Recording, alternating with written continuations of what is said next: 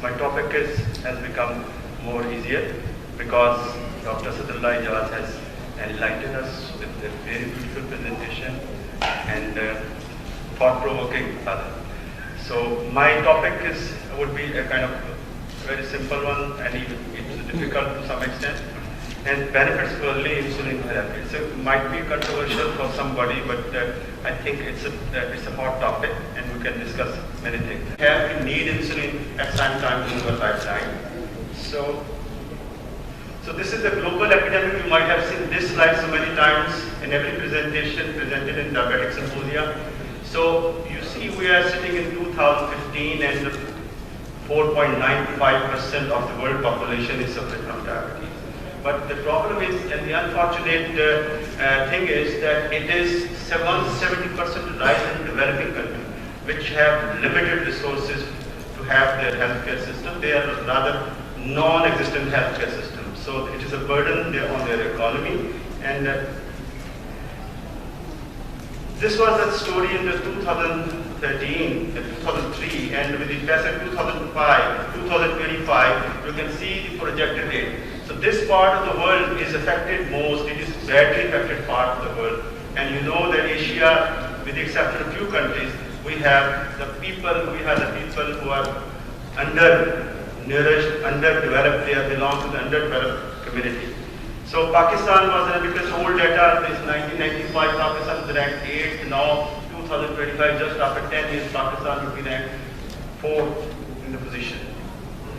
So what is the aim of our therapy?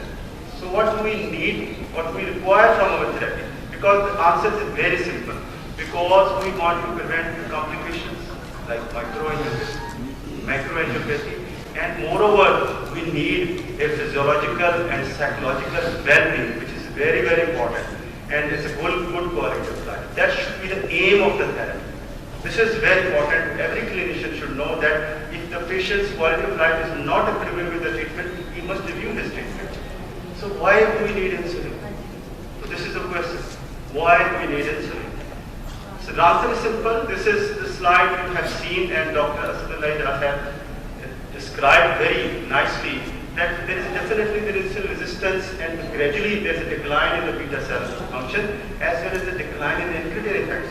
So simultaneously there is a rise in the glucose, and you need the medicine for that to combat this rising glucose. And on the other hand, on the parallel side, you have problem in the weight gain, cardiovascular risk factors, and diabetic complications are there. So you can know the foundation has laid well before the clinical onset of the diabetes, in the pre-diabetic stage. So this is the slide again. The slide very commonly you might have seen, because you know by the time of the diagnosis, the diagnosis, almost 50% beta cell function are gone. So with the passage of time, when you are using the other oral agent, so there is a decline on the beta cell function as the day passes. So this is the slide we have taken from the doctor's trial. It's a very famous trial, and you see the comparison of three medicines. Rosiglitazone was almost out of the market. So we have, you see, there is a treatment failure with every oral agent. But the maximum with the clemencelamide, and the other hand, you have around 35%, 20% with metformin, and the minimum with the rosiglitazone. Unfortunately, the rosiglitazone has some other problems, so it has been taken out of the market. And clinically, when you see, this is the trial, this is the study which is published in Diabetes Care. You see, when you have A1C more than 7%, almost only the 40% people, they have the intensification of the treatment. Only 40%. And the story becomes more gloomy when you have A1C more than even 9%, when you need the intensification of the treatment very badly. Only the 50% people, they have intensification of the treatment. So this is the story which is the reality. But this obviously this study has been done in the western part of the world, where they have all resources to combat the disease. But the picture is quite gloomy one in this part of the world. So this is the problem, this is the situation in Pakistan. We have the study in A1G, this is the data of A1G. We conducted this study over there. So this was the situation at the A1C of 9.3. The person started insulin. So you can see the patient is having 9.3 for a pretty long time and having almost microvascular complication, many macrovascular complication. So this is the story with the insulin naive patient. When you go with the person who are taking insulin previously, but they don't have an intensification, they still have the A1C more than 9%. So medication adherence is a major problem because you don't stick to your treatment, because there is complexity in the treatment.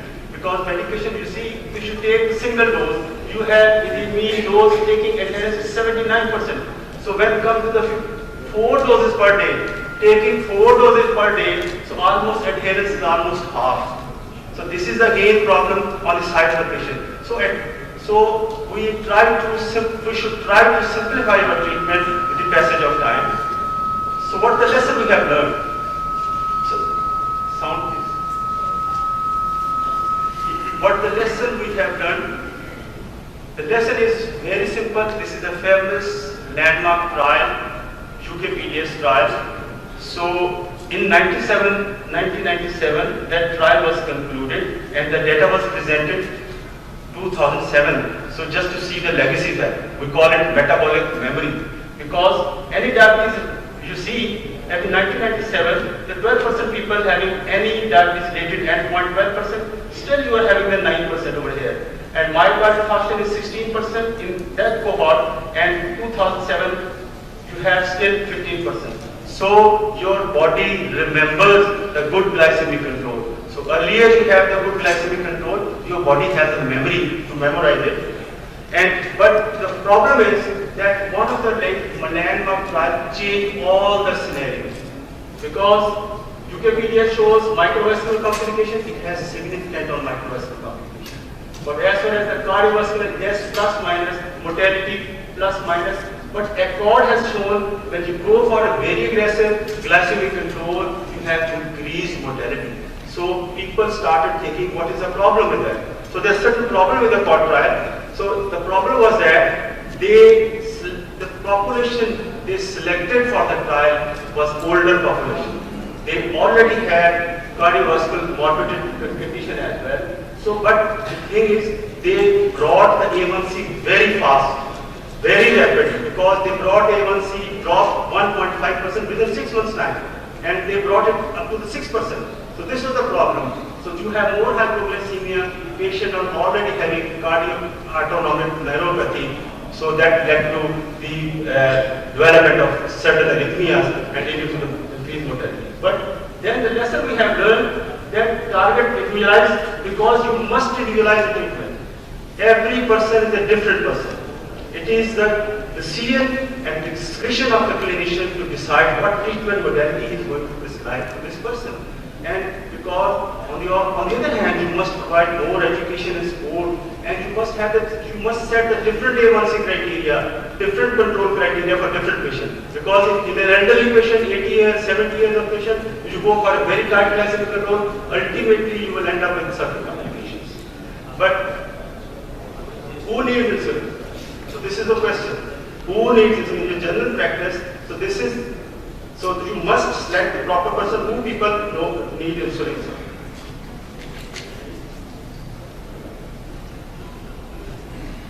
Indication for insulin is severe hyperglycemia at the diagnosis, because ACE guidelines say if your A1C at the time of the diagnosis is more than 9%, you can straight away go with insulin to combat the glucotoxicity. Hyperglycemia despite the maximum dose of oral agent, this is another indication. And if you have a ketonemia, ketonuria, and decompensation due to intercurrent events like infection, acute injury, surgery, liver and kidney disease, you must go for insulin first. Uncontrolled weight loss, and to overcome glucotoxicity, where you have very high blood sugar level, very high A1C, you must go insulin first. Inpatient glycemic, because certain condition patient is admitted into the ward in hospitals, and when he needs very intensive care, you have to have the patient on insulin. Pregnancy is an indication, very important indication. All the pregnant females should have receive insulin. Allergic serious reaction to the oral agent. So there is certain indication that why we need insulin. What the patient think? We just say on this forum and this podium that take insulin. But we don't know what is the perspective of the patient, what the patient thinks about the insulin. So what is the patient's perspective? Expect every kind of reaction from the patient. might have come across in your clinical practice, every bad negative comment you can find, apprehension from the patient to whom you want to give insulin. So, oh no, insulin, I will not take insulin. It's the last resort. No further treatment is required. So, will be taken for the rest of my life. So what about the oral hyperglycemia? Patient doesn't know. Injection would be painful. This is the apprehension of the patient. I have to carry insulin because I'm on travel all the year. I don't have any refrigerator. I can't afford it. My sugar level becomes very low. So my vision is very poor. I can't see the number, how to inject it. So these are the things which a clinician come across daily in his practice. So, short, I'm not giving myself short. How can I inject myself? It will make my diabetes worse. It will cause complication. It means fail because it means I have failed miserably. So, it's a complicated task. Okay, what about the next month? I will come next month. Give me 1 month more. I will do more exercise. I will take care of my diet. I will take my medicine regularly. Then doctor think about the insulin. So this is the kind of reaction. So we'll address step by step. So the key to address the fear one time. That fear one time because it hurts. Needle phobia is a major problem. Needle phobia because if you ask the patient that take this insulin capsule, I have a capsule of insulin.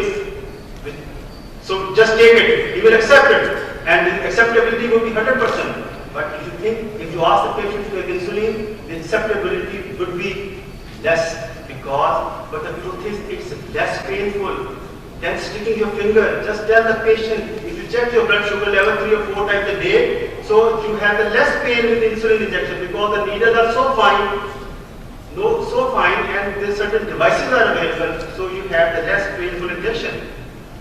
It will make my diabetes worse. No, this is not true. On the contrary, it makes diabetes better. It will cause complication because when the patient is, because we have just discussed that we usually start insulin when the A1C is more than 90.3% in Pakistan, this part of the world. Patient is already having complications. So it does not cause complication, but it is, the patient should, because if you don't take insulin at this time and don't wait for the complication to happen. So the difference, सलाब आने से पहले उसका सदबाब किया गया बजाय कि आप सलाब आने के बाद उसका सदबाब करें. It means I failed. This is again a negative thing. Patient thinks that previously I was taking my oral agents, but I failed. So the senses failure can be made worse. On top of it, if the doctor says that if the doctor uses insulin as a threat to the patient, but what most of the doctors say, some patients are told if you don't take insulin yourself, you will end up with insulin. So insulin is taken as a threat to the patient. So you are threatening the patient. You are giving the negative feeling to the patient that if you don't take care of this, you will end up with insulin. Because that negativity is stick to the mind of the patient. It is complicated. Yes, to some extent it's complicated, but the simplified regimes are available of insulin. I will lose control of my life because then I will become the slave of my insulin, slave of my diabetes. Every time I have to check my blood sugar level, every time I have to take my insulin with me, and the thermos is carrying, almost a refrigerator, always have to carry all the time.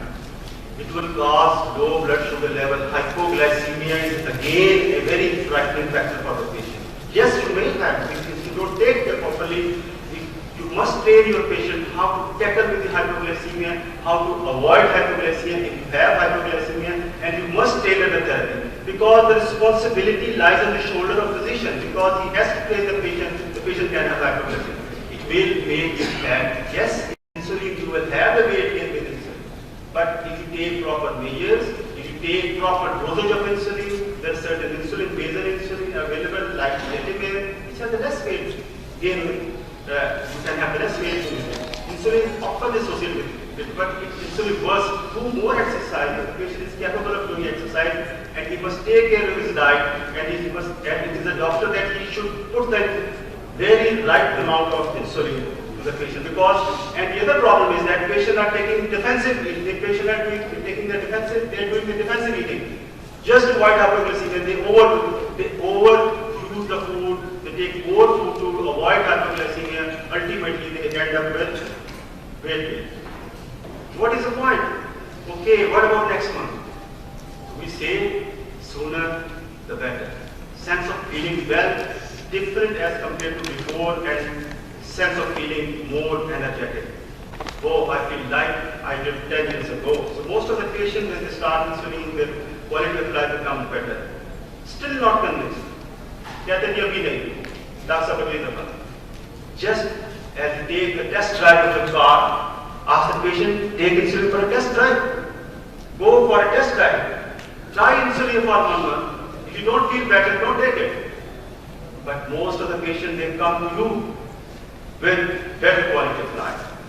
Having insulin therapy short in my life diabetes responsibility? No, not at anybody's fault. It's a replace of deficient substance, which is insulin. Because we know, because with the definition, there is an absolute or relative deficiency of insulin, which is the underlying pathology. If I start insulin, does it mean I have now type 1 diabetes? Most of the patients, because the type of diabetes, but this is not true, because ultimately all type 2 patients, ultimately they have to take insulin. Insulin means the needles are huge. I've just discussed the needle problem has been solved by the latest devices which we have fortunately in our practice.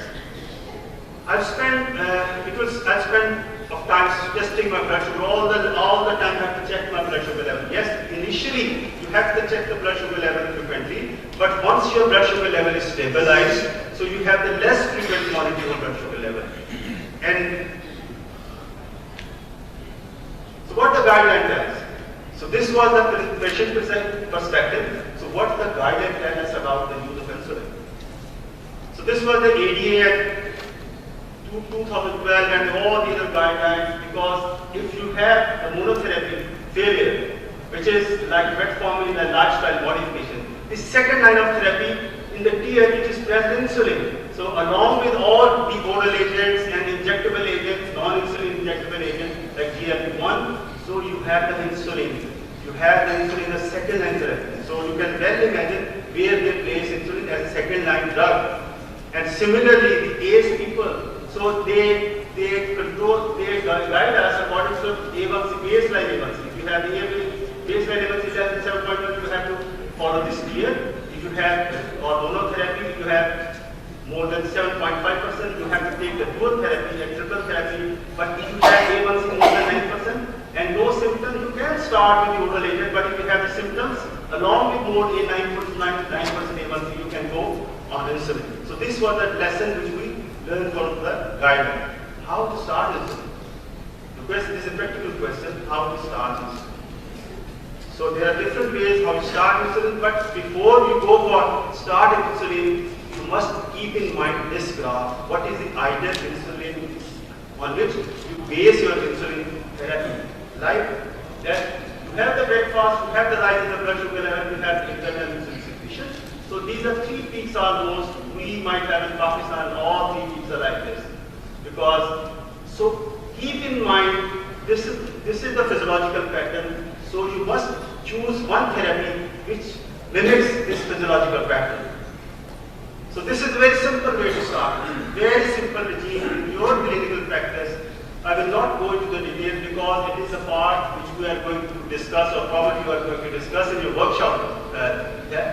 So number 1, start regime complexity. This is low complexity, this is moderate, and this is high complexity. So start, this is the ADA and ESD guideline, non-insulin regime.